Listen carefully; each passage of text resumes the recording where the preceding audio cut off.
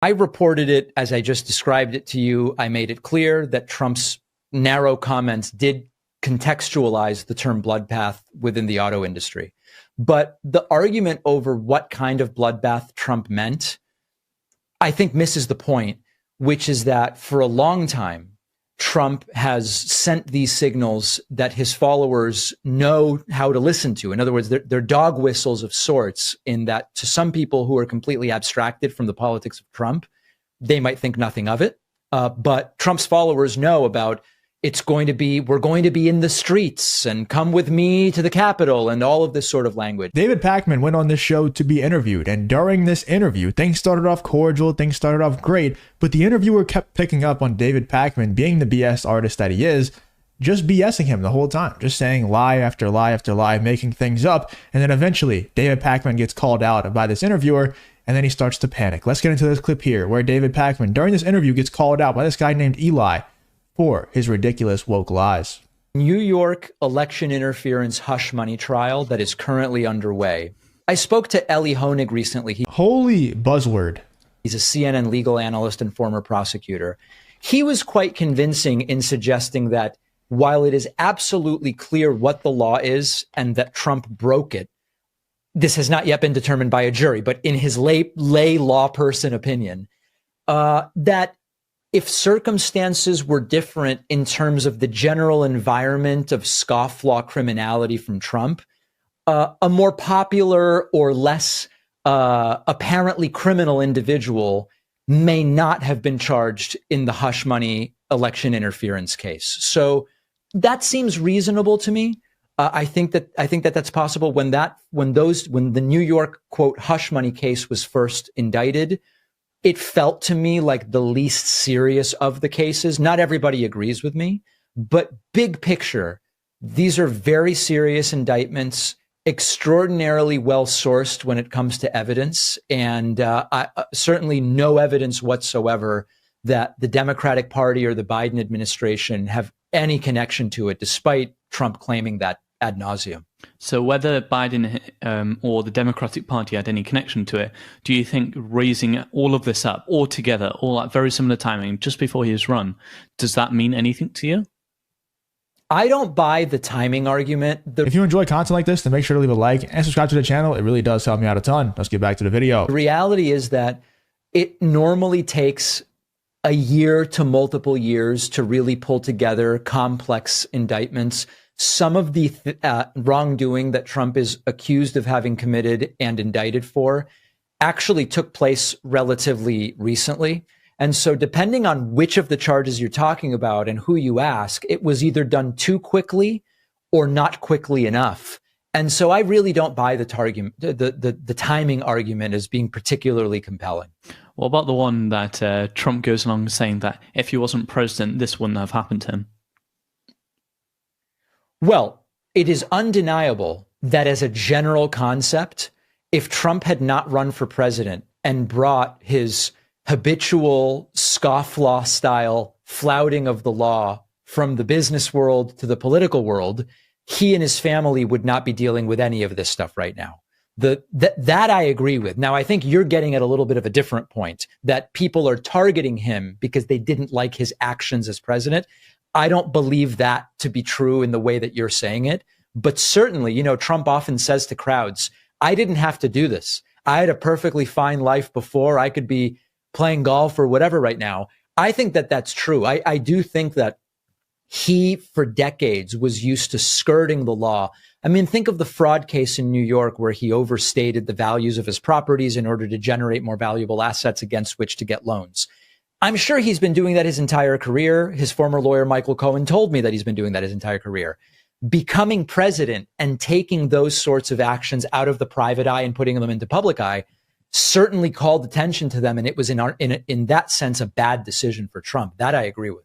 So on this particular property case, let's delve into this a bit more. I don't know as much about it. I presume you know much more about it. What's up, guys? If you don't know, my name is Justin, and I own this YouTube channel. I'm also a YouTube strategist, and I own a lot of the channels in the political space. I've worked with a lot of the top channels in the political space, and so many people ask me, how do I grow these YouTube channels so quickly? How am I so good at getting results for my clients and for myself? I've actually worked with a lot of the top channels like Russell Brand, Benny Johnson, Lauren Chin, so many of the top YouTube channels in the political space, and I always get asked these questions. How can I also grow my political YouTube channel or just a YouTube channel in general? And I'm actually doing a free live class coming up on Tuesday, December 2nd, showing you exactly how to grow your YouTube channel and how to make enough money to leave your 9-to-5 job, because anybody can do it.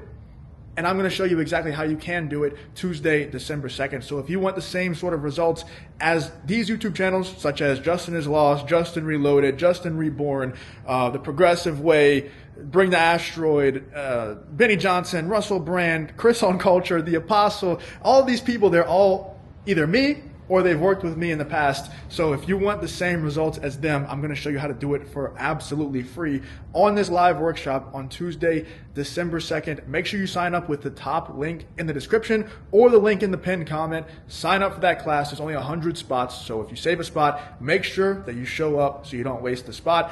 I'll see you guys Tuesday, December 2nd. Click the link in the pinned comment to sign up, and I'll see you there.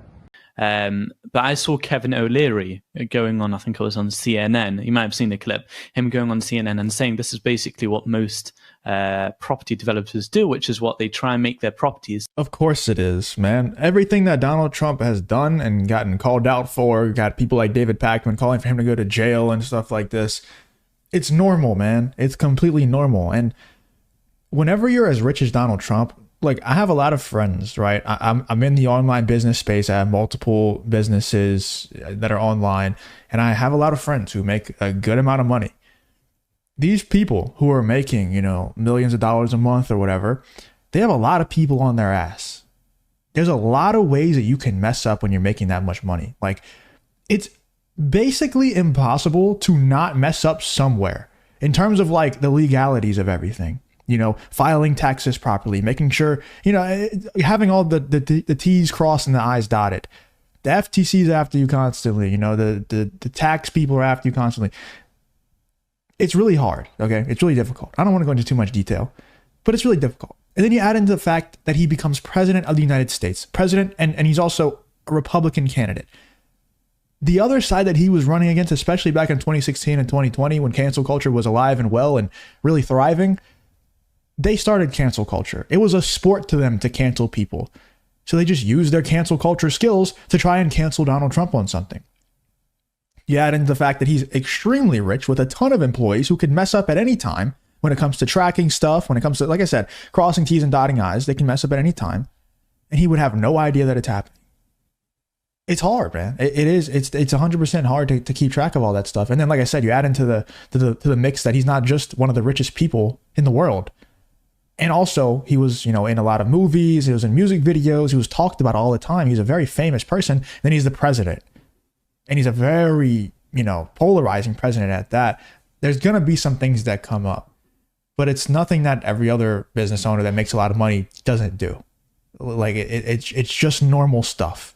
Seem much more valuable than it's worth. And also, real quick, all of this can just be shut down really fast by calling out the fact that people like David Pakman and Cenk Uygur and Destiny and these people, they're supposed to be anti-establishment. They're supposed to be anti-government. They're supposed to be like the party of freedom, right? They're the rebellious party.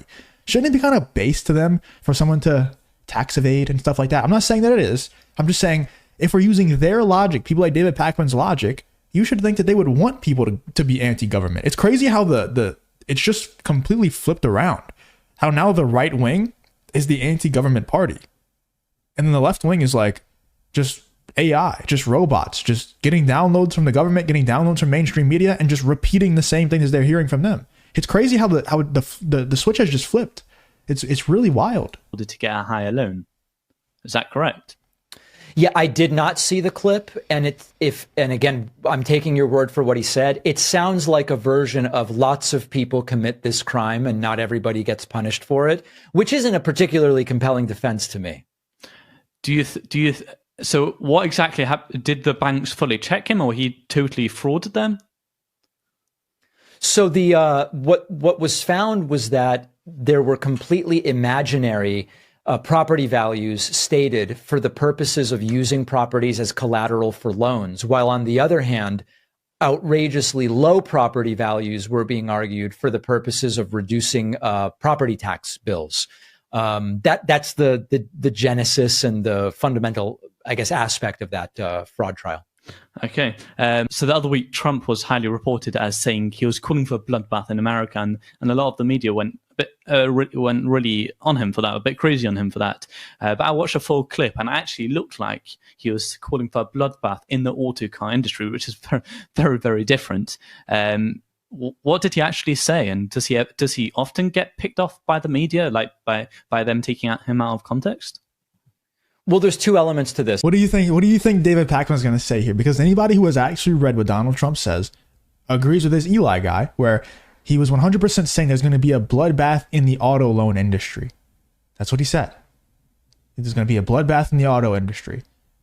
People like David Pakman, people like Destiny, people like Whoopi Goldberg and those idiots out there took the word bloodbath and just ran with it. All these articles being posted, Donald Trump said there's going to be a bloodbath if he's not elected again. And it's like, are you people this stupid? I just don't believe that they're this stupid. I think it's bad faith acting. But let's see what David Pakman has to say here. Put your prediction in the comments and let me know what you think he's going to say. If he's going to say the truth or if he's going to spin it as if Donald Trump wanted a bloodbath if he lost the election. I think I kind of know what he's going to say, but maybe I'll be surprised. Let's see. The full comments that Trump made were that he was not calling for but predicting a bloodbath, in the sense that if Joe Biden gets elected, automakers will be left with tons of unsold vehicles and it will be terrible economically for them. I reported it as I just described it to you. I made it clear that Trump's narrow comments did contextualize the term bloodbath within the auto industry. But the argument over what kind of bloodbath Trump meant, I think misses the point, which is that for a long time, Trump has sent these signals that his followers know how to listen to. In other words, they're dog whistles of sorts, in that to some people who are completely abstracted from the politics of Trump, they might think nothing of it. But Trump's followers know about we're going to be in the streets and come with me to the Capitol and all of this sort of language.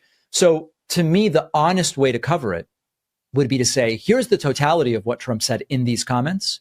And of course, there's a long history of Trump dancing around pseudo-violent language. That is so ridiculous. That is so... he surprised me at first. I thought he was just going to say the actual truth about what Donald Trump said. And then he said, but when you take into context everything else Donald Trump said, him even saying the word bloodbath means that he's calling for his followers to go out there in the streets and actually create a bloodbath. Dude, if you've ever traded stocks, if you've ever gotten into crypto, if you've ever done anything that has a chart going up or down, and then, you know, the chart is also signified by green going up good, red going down bad. If you wake up one day and the S&P 500 is down a bunch of points and all the graphs are red, you say, oh man, there's a bloodbath today. Today is a bloodbath. That's just a common term that is used. So if the auto loan or the auto industry is really going downhill if Joe Biden gets elected, saying there's going to be a bloodbath, that's a normal way to say it. It's a normal phrasing. These people are so bad faith. And David Pakman knows this. Like, I'm tired of giving people the benefit of the doubt and saying, oh, maybe David Pakman just doesn't have any business, experience. The man runs a YouTube channel. He has 2.7 million subscribers. He's sold books. He has business experience. He knows what the term bloodbath means in a business context. Donald Trump is a businessman talking about a business industry. When he says the word bloodbath in the context that he was talking about it, he's obviously talking about they're going to lose a ton of money. Everybody knows this, including David Pakman. That's why I don't like these people, man. I just don't like them. They're very bad faith actors. I'll call out Donald Trump when he's wrong, and I'll give credit to Joe Biden whenever he's correct. That's the difference. David Pakman will never give credit to Donald Trump. And he'll never, well, sometimes I guess he might call out people like Joe Biden, but in terms of the left wing as a whole, he won't call them out. Let me know in the comments though what you guys think about David Pakman going on this show and embarrassing himself. I mean, shout out to the interviewer for at least providing the proper context and at least providing some pushback to David Pakman whenever he's making these claims, instead of just going along with it and letting David Pakman just spout off these lies. Let me know in the comments though what you guys think about this David Pakman versus this host situation.